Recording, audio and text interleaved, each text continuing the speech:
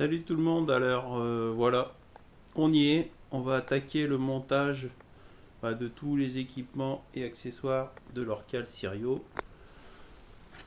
Donc ça, je vais pas vous les représenter, hein, vous avez déjà tout vu dans les vidéos précédentes. Donc comme on dit souvent, si tu découvres la chaîne, va sur la page d'accueil de la chaîne, tu cliques sur l'onglet vidéo. Et tu vois, il y en a déjà à peu près dans les 160 vidéos en ligne. Donc sur la chaîne, on fait du vélo avec moteur, essence, de la moto, du tir, pistolet, carabine, tout ce qui est airgun, on va dire.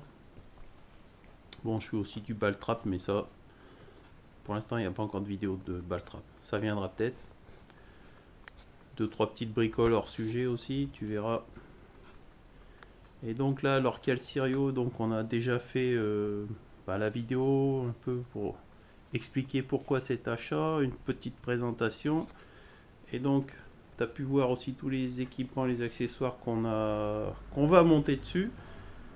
Bon là, il y a déjà le porte-bagages et le protège-carter qui sont déjà installés. Et donc là, on va attaquer par le sac.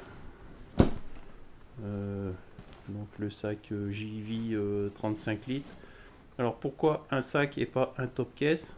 Et le top case c'est déjà plus lourd, plus cher, ça prend plus de place. Le top case, qu'il soit vide ou plein, il va te prendre autant de place. Alors que le sac, lui, quand il est vide, derrière, il te prendra pas du tout de place, hein. Ça va être tout plat, ça prend pas de place. Un sac, tu peux facilement installer quelque chose dessus. Alors que des fois le top case pas toujours. En plus tu vois là le sac il est vraiment prévu pour avoir autre chose. Un deuxième sac par dessus. Un truc à transporter. Tu vois tu as des crochets pour justement accrocher, sangler. Mettre avec des tendeurs à clips là et tout. Il y a vraiment tout ce qu'il faut pour. Tu as un filet à l'arrière. Tu as bien sûr tous les trucs réfléchissants à l'arrière. Tu peux l'ouvrir sur le dessus. Sur le côté ouverture principale, tu as une petite poche supplémentaire ici. Tu as une bâche pour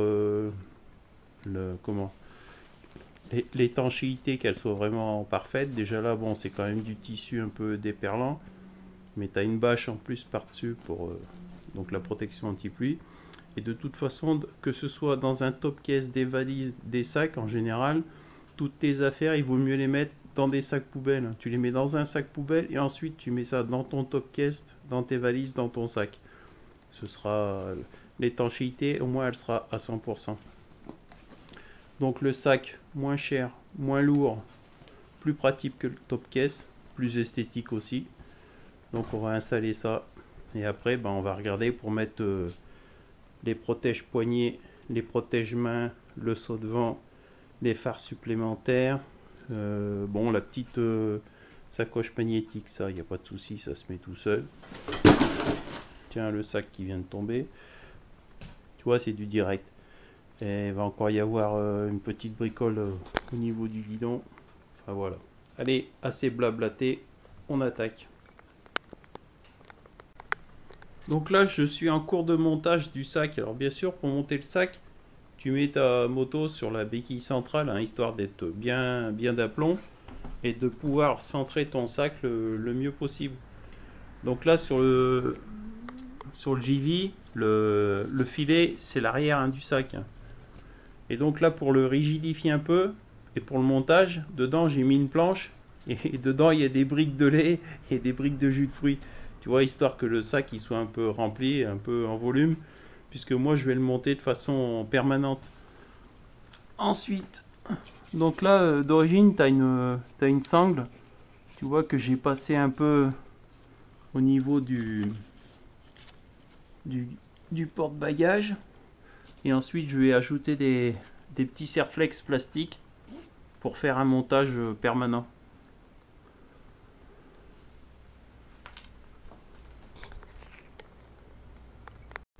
Donc là, sur le sac, ici, j'ai une petite poche indépendante.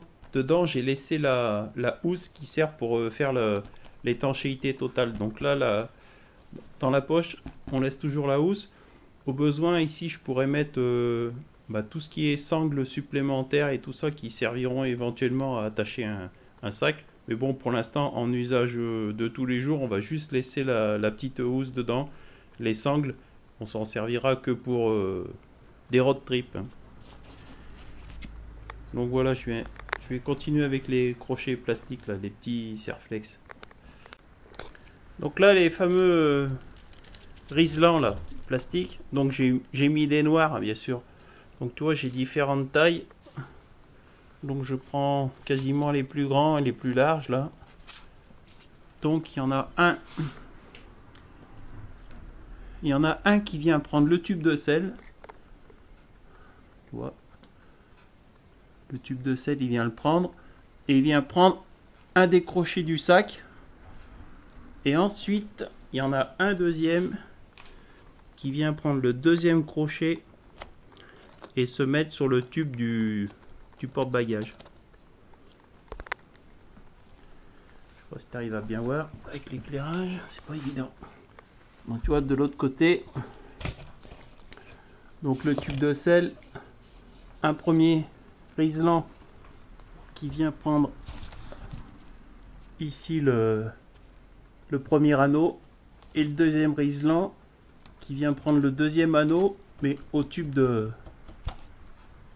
du porte-bagages, tu vois. Un anneau sur le porte-bagages et un anneau sur le tube de sel.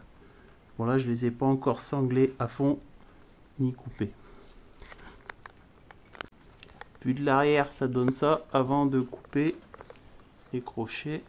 Je sais pas si tu arrives à bien voir, tu vois. Les Riesland, là je les ai pas tendus à fond, hein. On va les couper après. Faut toujours faire je dirais presque un pré-montage, hein. C'est pour ça qu'il faut mettre quelque chose dedans pour centrer ton sac et pour pouvoir voir la place qu'il va prendre. Donc là dessous, la sangle de fixation elle est cousue au sac, donc elle bougera pas. Donc elle passe, tu vois, à l'arrière du porte-bagages, elle entoure un peu on va dire les barreaux du porte-bagages, elle ressort de l'autre côté et là elle vient se fixer à l'anneau du sac. Donc il y a un système là qui la tient. Donc ça honnêtement ça bouge pas. Et là pour sécuriser le montage, tu vois, j'ai ajouté un petit Riesland qui vient prendre l'anneau et le porte-bagages. Donc là je vais couper l'excédent des Riesland. Bon là je vais encore le resserrer légèrement. J'ai laissé une petite marge. Tu vois là où ils sont les Riesland. Bon il y a une petite marge de quelques millimètres, hein. Et là honnêtement en faisant bouger le sac, tu arrives à le faire déplacer vraiment en tirant dessus 1 ou 2 cm au niveau gauche-droite. Par contre d'avant en arrière il bouge de 2-3 mm, hein, c'est tout. Et surtout après le jour où vraiment on fait un gros road trip et tout avec le sac vraiment chargé, on peut ajouter une petite sangle si on veut sécuriser le tout, quoi. Mais là pour l'usage on va dire journalier, c'est bon, le sac t'inquiète pas, il bougera pas. Allez, on continue le montage du reste. Donc là tu vois je te montre à l'intérieur. Tu vois j'ai mis des briques de lait et du fruit et il y a une planche en bois pour un peu faire le volume comme s'il était rempli, quoi. Ça aide pour le centrer et pour le montage. Donc après on va enlever tout ça. Et là après, là sur ces anneaux là, c'est prévu pour si jamais toi tu veux ajouter un autre sac, et ben le sac tu viens le fixer dessus. Et après avec une sangle, hop, tu viens te prendre sur le sac qui est dessous, tu vois, tu as des anneaux de partout. Ça sert pour attacher encore un autre sac par-dessus. Idem avec la poignée, tu viens encore mettre une sangle, etc. Donc c'est pour ça que là, le jour où je fais un road trip, que le sac il est bien chargé. Si je veux, je peux par exemple installer une sangle ici ou sur les anneaux qui vient se reprendre encore en plus sur le porte-bagages. Ce sera une sécurité supplémentaire, tu vois, pour un grand parcours. Mais là honnêtement hein, ça bouge pas. Et le sac, on va dire à 2-3 mm près, il est vraiment bien centré, avant, en arrière, gauche-droite. Il n'y a pas de souci, tu vois, on a encore accès au porte-bagages ici pour éventuellement venir se fixer avec une sangle, etc. Enfin, voilà. Le sac il fait 35 litres, hein, je crois. Donc ça fait déjà un bon volume de rangement, plus éventuellement un autre sac par-dessus. Allez, on continue. Alors ici, tu as les embouts de, on va dire, de guidon d'origine. Je te montre. Une fois que c'est démonté, ça donne ça. C'est-à-dire tu as l'embout avec une longue vis. Et donc, on va faire une petite adaptation sur ceux que j'ai acheté moi. Parce que ça, au niveau du diamètre, on ne rentre pas à l'intérieur. Donc on va l'ajouter carrément à l'extérieur. Moi je vais faire une petite adaptation. Ça va protéger quand même le levier, protéger aussi la main. Et on va faire une petite adaptation. Alors c'est vrai qu'on pourrait enlever la bague. Mais bon, je suis pas sûr. On va regarder ce qu'on va faire. Si on adapte ou pas. Ou si on le monte par l'extérieur. Alors ce qui ne rentre pas dedans, tu vois, c'est la petite fixation du bout. Le diamètre il est un petit peu trop grand. Alors c'est vrai qu'on pourrait un peu le poncer, hein, le limer pour le faire rentrer. Et on pourrait installer avec les petits embouts livrés avec, tu vois, comme ça. Parce qu'après quand tu serres, donc cette pièce là, elle vient faire écarter le morceau de ferraille, tu vois, pour que ça se prenne dans ton tube de guidon. Mais comme moi j'aime bien les embouts d'origine, on va venir se fixer dessus.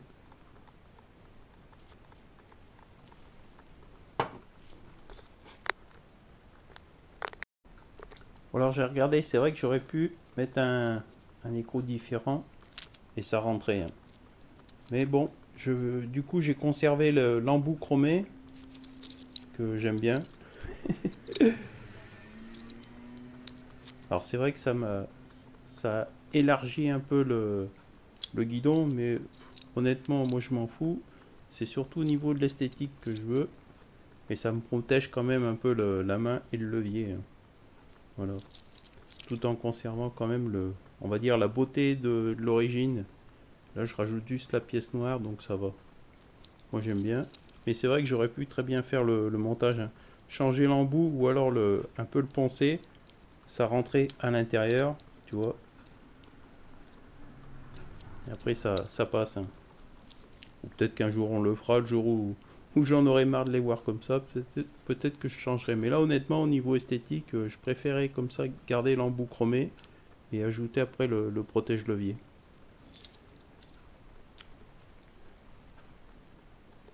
Allez, on continue le reste. Alors pour ce qui est du montage de la bulle, tu as des petits cils en bloc là que tu fais rentrer dans les trous. Ensuite tu viens y installer les fixations qui viennent donc se visser, tu vois, tout simplement sur les pattes.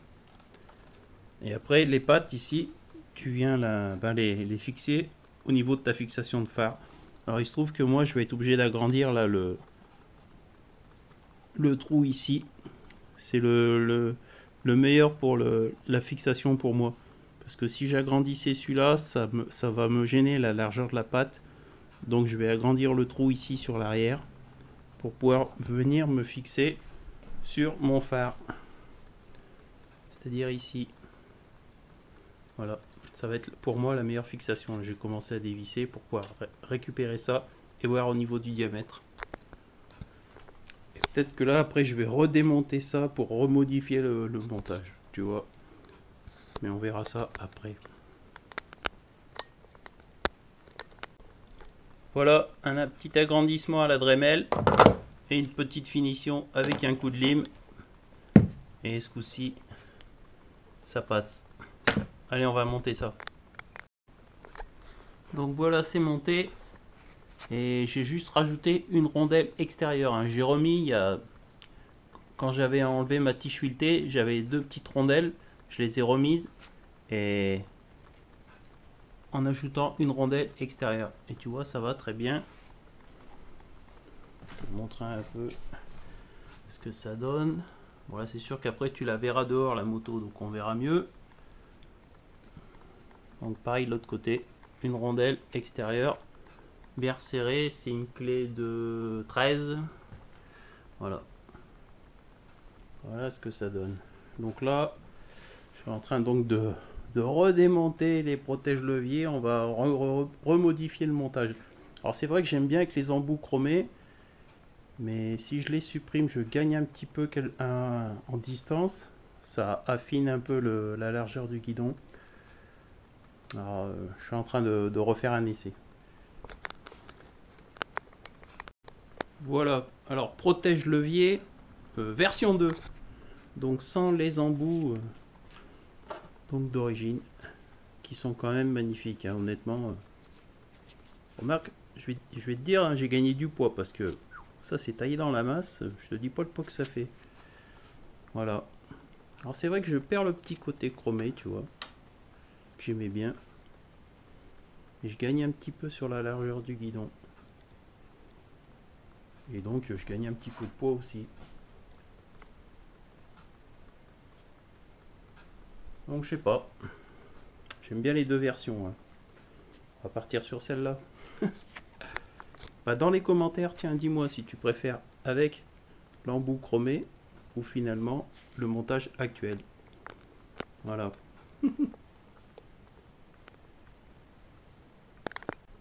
Donc du coup pour le montage, j'ai fait une compilation un peu des deux. J'ai récupéré la tige filetée des embouts que j'ai acheté moi. Je l'ai refixé sur la fixation d'origine de la moto. Donc là toutes les pièces que je me suis pas servi, donc les deux embouts de la moto, les deux tiges d'origine et le reste de mes pièces. Bon bah tout ça je vais y mettre de côté. Ça pourra des fois servir pour une autre moto. Des fois on sait jamais, un jour un vélo. Hein. Je te mets ça en embout de guidon sur un vélo. Ça peut être pas mal. Recyclage de pièces. Donc là j'attaque le montage des protège-mains. Donc avec tous les pattes de fixation qu'il y avait. Et donc ça se monte au niveau du support de T rétro, très souvent. Et il se trouve que là pour une fois, là tu as vu sur le phare, j'ai été obligé un peu d'agrandir au niveau du trou parce que ben, les deux trous qui te donnaient d'origine c'était pas bon. Mais là la pièce qui te donne d'origine, eh ben, elle est de la bonne taille. Donc ça rentre pile poil, pour une fois ça va. Par contre là j'ai commencé à regarder un petit peu, faire un pré-montage à blanc. Donc par contre ça va me gêner maintenant au niveau, hop, au niveau de mon protège levier. En gros tu vois ça va venir buter. Donc si ça se trouve je vais être obligé peut-être de faire une petite entaille dans le protège-main pour qu'il vienne passer au niveau du protège levier.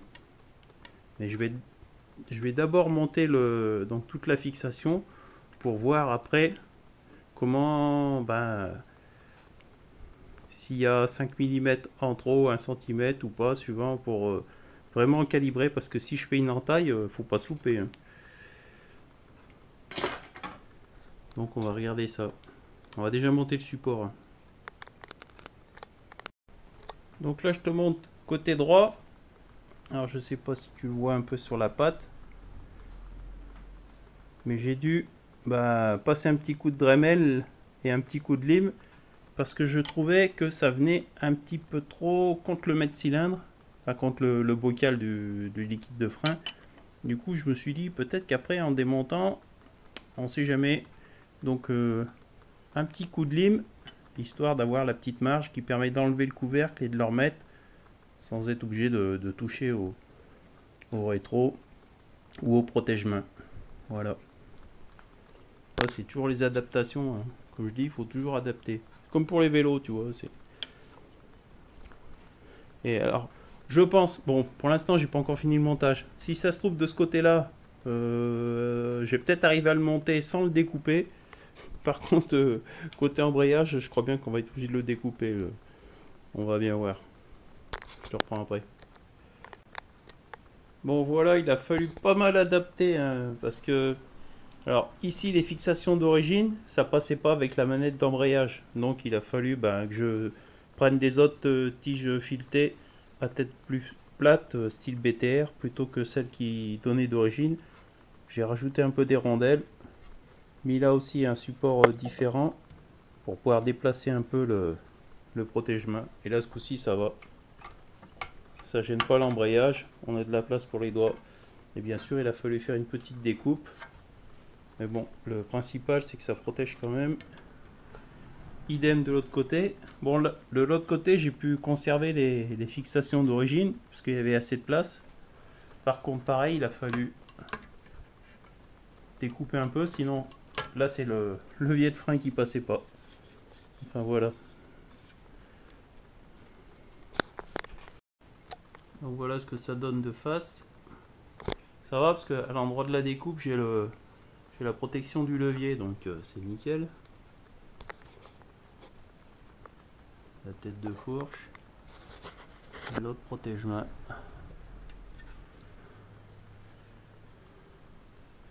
Donc on a des positions différentes, mais avec le problème, le bocal de liquide de frein et le levier de frein, enfin c'est pas on va dire la même configuration.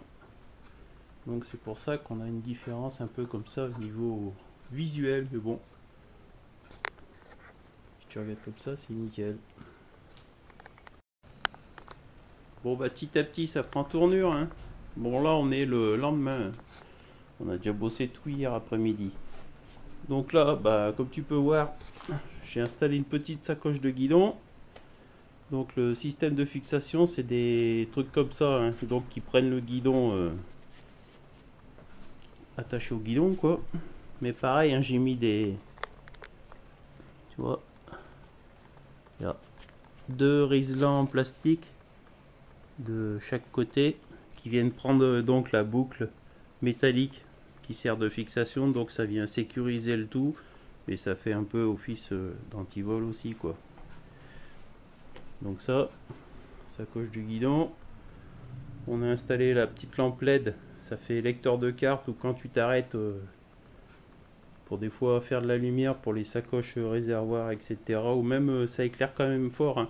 Même jusqu'au sac arrière quand tu es arrêté pour regarder dans ton sac la nuit ce qu'il faut et tout. Quand tu es en arrêt comme ça, ça va nickel. Donc là je vais aussi en profiter pour refaire la déco. Donc on va enlever les deux autocollants sur le dessus du réservoir afin de garder que les latéraux. On va aussi enlever ceux sur les caches latéraux. On va enlever les deux sur le carter de chaîne. Comme ça va faire un peu plus propre, plus classe. Donc là on va tout dégager ça aussi. Au niveau du sac j'ai rajouté deux riselants, tu vois, qui viennent prendre au niveau du filet là, les petites attaches du filet. Et ben, j'ai mis deux riselants pareil en laissant une petite marge hein. Ils sont pas bloqués à fond, ça laisse une petite marge. Voilà. Je vais faire une petite modif aussi sur la sacoche de réservoir, la magnétique. Et ensuite, il me restera à installer les deux phares. Alors au début, dans le projet, quand j'ai acheté les deux phares, je pensais les installer sur le parc-artère. Donc alors, tu as deux types d'installation. Tu fais un tout petit trou. Tu fais ensuite avec une vis autoforante. Hop, tu installes ton phare. Bon, c'est rapide. Mais si jamais tu dois démonter 2-3 fois ton phare, ça peut prendre du jeu. Donc le mieux c'est de percer de part en part, tu mets une tige filetée, boulon, etc. Et là du coup, tu as un système que tu peux démonter, remonter, ça bougera jamais. Mais bon, comme j'ai peut-être prévu de mettre autre chose sur le parc-artère, je vais me garder la place. Et puis aussi je me suis dit peut-être que là les phares, ils vont prendre toute la bouillasse de la roue avant, peut-être les projections en même temps. En même temps, ça peut gêner des fois le faisceau de lumière avec la roue et tout ça. Donc j'ai trouvé un autre endroit pour les installer. tu vas voir ça. Je me suis dit même, c'est pas con. Bah, tu verras quand ça va être monté, c'est pas con. Enfin, moi je trouve que c'est pas con. Donc on va installer ça, on va finir la déco. Et bah je te retrouve dans quelques minutes. T'as les deux autocollants sur le carter de chaîne, c'est ça. Donc as, pour la tension de la chaîne, tu vois, il te donne 15 mm de battement. Hop. Et t'as la pression des pneus. 2,2 kg avant arrière. Voilà. Et là je viens de voir un truc. C'est que le carter de chaîne, c'est du métal aussi. Tu vois, ça j'avais pas fait gaffe. C'est monté costaud comme quoi, hein, tu vois. C'est pas mal. Encore un bon point pour Orcal, tu vois. Bon, allez. Voilà, les autocollants sont enlevés. Il restera juste à passer un petit coup de produit à vitre. Produit à vitre parce que c'est un peu alcoolisé, donc ça va enlever les traces de colle sans abîmer la peinture.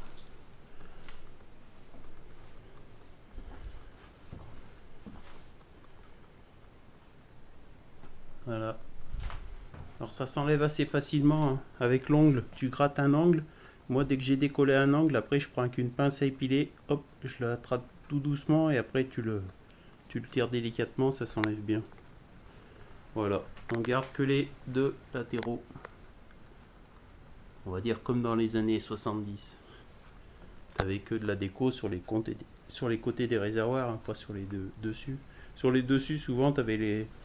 Ce que j'ai enlevé sur l'arrière, t'avais la pression des pneus, des trucs dans ce genre là. Souvent on l'enlevait tout de suite l'autocollant. Donc voilà. Alors la sacoche magnétique là, de réservoir, au final j'ai coupé la partie là qui était arrondie, qui normalement sert à, quand tu as un bouchon de réservoir en relief, elle sert à aller autour. Et moi au début je pensais la garder pour des fois sécuriser le montage en mettant une sangle et tout ça, mais au final je m'en suis déjà servi, et bah, à chaque fois je m'en sers de cette sacoche puisque je mets mes papiers dedans, les clés et tout ça. Et honnêtement les aimants qui sont dessus ça tient vraiment super bien. Donc du coup enfin c'est pas la peine de sécuriser avec une sangle et tout ça, ça ne bouge pas. Donc du coup bah hop, j'ai coupé la patte avec l'arrondi là. Ça ne gêne pas hein, sur la solidité, c'est une couture à part, c'est une pièce on va dire rapportée. Donc ça ne gêne pas sur la sacoche. Voilà. Parce que ça les aimants, je te dis, hein, ça tient vraiment super bien. Donc voilà.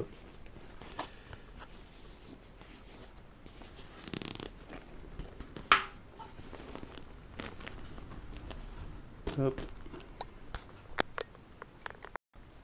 Voilà, tu vois, je viens de monter les supports de phare sur le pontet de la fourche. Tu vois, là tu as le pontet de la fourche. Et ben j'ai monté les supports de phare. Tu vois, là j'ai presque fini de fixer le premier. Bon, j'ai juste rajouté là sur mon support de phare, bien sûr, une bonne rondelle. Et je me pique sur la BTR qui était là. Et honnêtement, ça va nickel. Bon, il a fallu modifier un peu le support de phare d'origine, enfin que j'avais moi, bien sûr. Bon bah voilà, montage fini. Donc ouais, je te disais, il a fallu encore un petit peu adapter, un petit coup de Dremel encore. Puis un peu farfouiller après pour trouver l'axe de la bonne taille. Donc là c'est tout monté avec du 10. Donc voilà.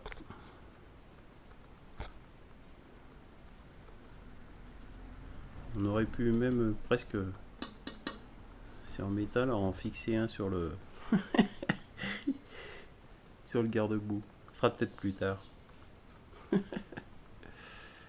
Non mais là c'est pas mal. De toute façon, là toutes les pièces que j'ai achetées, comme c'est un peu des pièces on va dire multimarques, hein, adaptables, eh ben, il a fallu faire pas mal d'adaptations. Hein. Tu as pu voir dans tout le montage à chaque fois, ben, Des fois tu peux pas utiliser les pièces que te fournit le vendeur.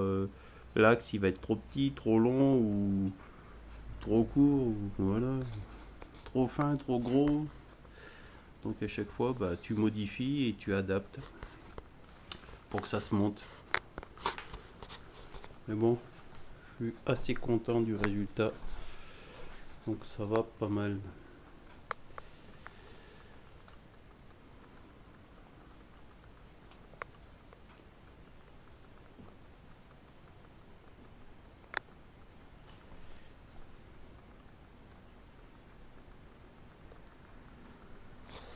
Le lecteur, tu vois, ça se fixe tout simplement autour. C'est un système à clips avec une vis. Et ça éclaire pas mal hein, pour lire les cartes et compagnie. Je te dis, c'est pratique. Voilà. Moi, je crois que c'est tout pour aujourd'hui. Et ben, à la prochaine. Allez, salut tout le monde. Ciao. Alors, est-ce que je dois te dire, si tu as aimé la vidéo, mets un petit pouce. Si tu as des questions, bah, dans les commentaires. Et si tu as envie de t'abonner à la chaîne, et ben, abonne-toi. Ça fera plaisir.